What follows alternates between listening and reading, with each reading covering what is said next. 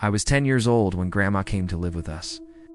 It was about 6 months after Granddad passed away, and I guess, looking back, she must have been lonely in that big house of theirs, rattling around with only the grief and memories for company. So despite a few protests from Mom, my parents took her in. There were no protests from me, none at all. Grandma was loud and fun, and I loved her.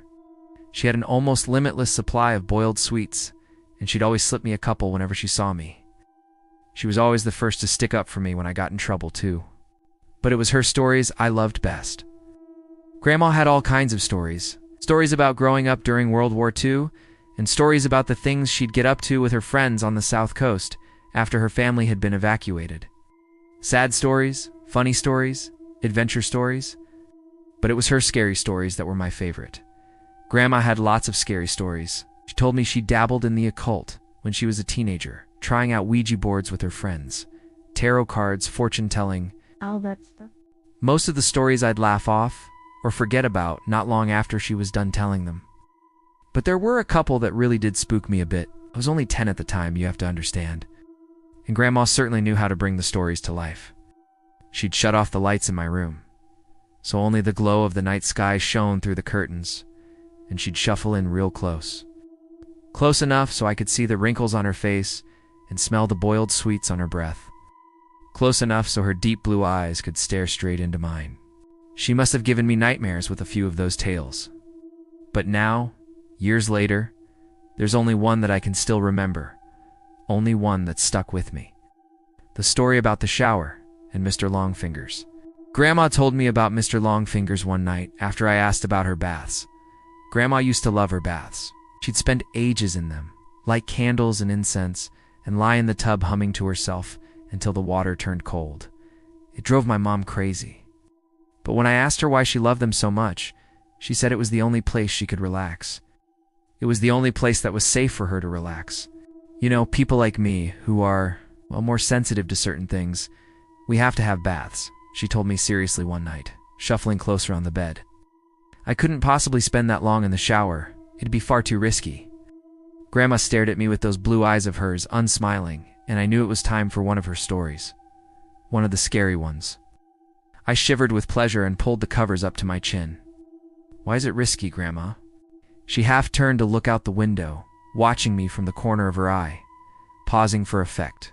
I waited, feeling my heart rate pick up ever so slightly in my chest. Well, she said after a moment, it's only risky if you close your eyes, of course. If you close your eyes for longer than 10 seconds. What do you mean? Why? Well, do you ever play that game in the playground with your friends? The one where someone turns their back, and the others sneak up on them when they're not looking? I nodded, and Grandma nodded back.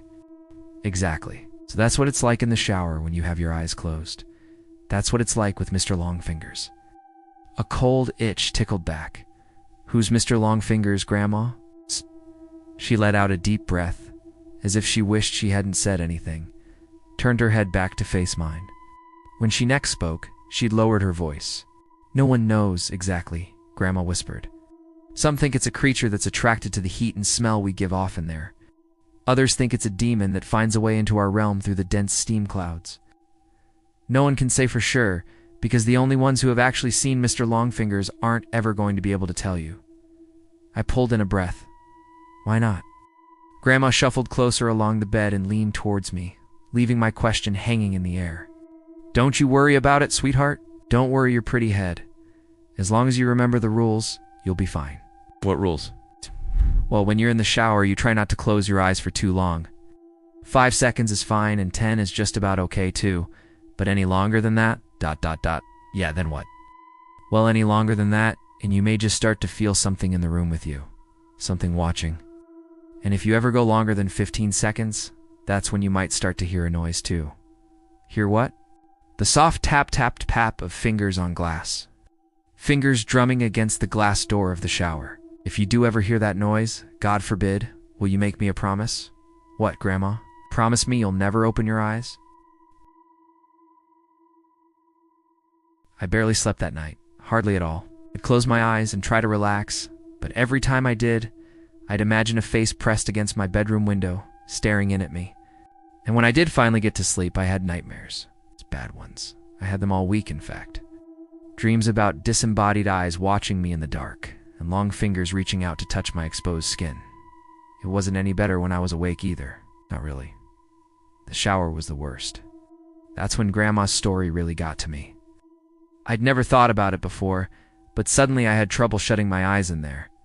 I'd be standing beneath the beating water, shampoo running down my face, and as soon as I squinted, my eyelids closed, I'd hear Grandma's words running through my head. 5 seconds is fine, and 10 is just about okay too. But any longer than that, ... I'd rub my hair fast, feeling the shampoo dripping off my chin, and as soon as I'd counted past 5 seconds, I'd feel it. A sort of ... pressure. Not a feeling of being watched exactly, but something close to that. I'd run my fingers faster and faster through my hair, frantically trying to get the suds out. And the ready blackness behind my closed eyes, coupled with the rush of water in my ears, would feel like a held breath. Like the silence before a scream. The seconds would race through my mind, and I'd be so desperate to open my eyes again that I'd sometimes do it before my hair was rinsed fully clean, and my eyes would sting with shampoo. But before I shut them again, I'd always be sure to peer out through the steamed glass door of the shower cubicle, just to make sure I was still alone. It wasn't long before Mom realized something was up. She heard me crying out in my sleep one night and came in to comfort me, asked me what the matter was, and it all came out. I told her about Grandma's stories and about Mr. Longfingers. She got this look on her face when I was telling her, like she used to get with me when I'd made her really mad. This wide-eyed, angry look. Only this time she wasn't angry with me. She was angry with Grandma. My parents' room was next to mine, and sometimes, if I pressed my ear against the wall, I could hear them talking in there. Soft whispers. Got night, though. After Mum was satisfied, I wasn't scared anymore, and she'd gone back to her room. The whispers weren't soft at all. Oh no. Heard Mum hissing to Dad about Grandma, about the story she'd told me. Mum's voice floated through the wall, sharp and crisp. You know what your fucking mother said to him now, don't you, Simon? Dad's response was an unintelligible mutter. She's told him there's a monster that'll get him if he shuts his eyes in the shower. A monster. The poor kid's been having nightmares about it all week. Seriously, Simon, you'd better say something to her tomorrow morning, first thing, or I will. Grandma came to visit me in my room the following night. That time, as she perched on the end of my bed, there were no stories. Nothing like that. Grandma just sat there and stared down at me, her blue eyes wide and sad. The light from the moon outside my window lit up her wrinkled face. You know, I'd never let anything bad happen to you, don't you? She said after a moment. I nodded my head. I know, Grandma. No, I wouldn't let you come to any harm. I nodded again. Okay, good. That's good. She looked away from me for a moment, out the window. You know, the things I tell you in the evening are meant to help you, sweetheart. They're meant to toughen you up a bit, protect you. She paused and shook her head. But maybe your mom's right. Maybe I went too far this time. She looked down at me and smiled. But even then, even though I was only 10 years old, I could tell it didn't quite reach her eyes. I'll tell you what, Grandma said. Know what I told you about Mr. Longfingers and the shower? Well, I'm going to make sure you're safe. I'll scare the bastard off. How about that? It won't come back in a hurry if it has to face me. I stared up at Grandma, watching her face glow in the moonlight, watching her smile down at me. I nodded my head once. Ow. I was the one who found her. I don't know when exactly it happened, but I'd guess it was about a week after we had that talk in my room. A week after she told me she wouldn't let me come to any harm. Woke early that morning from a bad dream to a heavy thumping sound. I sat bolt upright in bed. My room was quiet around me, and I couldn't hear anything from the wall that joined my parents' room either. But the house wasn't entirely silent. Floating down the hall, muffled by my closed door, I could hear the sound of rushing water, the noise of the shower. I leaped out of bed and ran down the upstairs hallway, heart already pounding in my chest. As soon as I reached the closed bathroom door, I started banging on it. A deep terror was welling up inside me like cold water from a well, something I couldn't place, and I kept banging and shouting Grandma over and over again, even though she didn't respond. Off to my right, I was dimly aware of voices from my parents' room, the sleepy shuffle of footsteps. But before they had a chance to make it out onto the landing, I'd lifted my hand to test out the door handle. More out of instinct than because I thought it might actually open, but the door wasn't locked. I kept banging with my free hand, and it swung suddenly inwards, bringing me face to face with a wall of steam. Heat struck my skin. I squinted my eyes against the damp fog and peered into the bathroom. And before Dad pushed me to one side, before everything around me descended into shouting and tears and chaos, I saw her. I saw Grandma. She was lying naked on the floor in the shower cubicle, the water beating down around her, blue eyes bulging from her face. One hand was curled against her chest, like a dead bird, while the other trailed against the glass of the shower cubicle. The flailing finger marks she'd carved through the steam still clear and fresh. It was a heart attack that killed her. That's what my dad told me. Said Grandma was old, and the thing had struck her quickly and suddenly. She would have died fast and without pain, Dad said. She wouldn't have suffered. I knew better, though.